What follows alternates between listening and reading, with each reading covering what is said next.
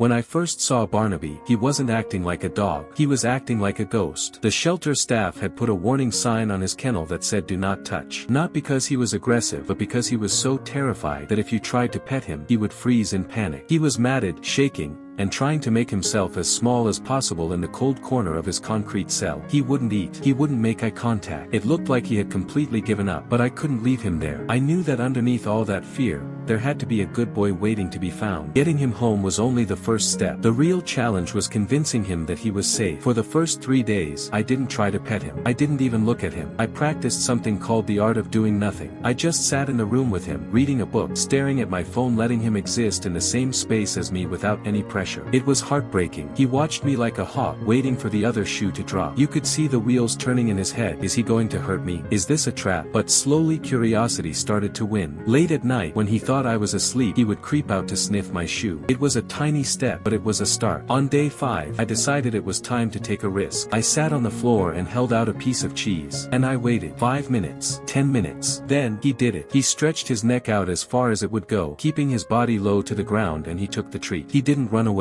So, I gently reached out one finger and scratched him right under the chin. And right there he closed his eyes. He leaned into my hand and let out this huge sigh. It was the moment the wall finally came down. He realized that hands weren't for hurting anymore. Once that door opened, there was no closing it. Look at him now. You wouldn't even recognize him as the same dog from the shelter. The fear is gone. The shaking is gone. Now, Barnaby is a professional Zummy expert. He loves the grass, he loves his toys, and most importantly he loves nap time on the couch. He went from a dog who wouldn't look me in the eye to a dog who demands belly rubs every single morning. It took patience, and it wasn't easy, but seeing that tail wag for the first time, that was worth every second. If you enjoyed Barnaby's journey, please hit that like button. It helps us share his story with more people. And if you want to see more transformations like this, don't forget to subscribe. Thanks for watching.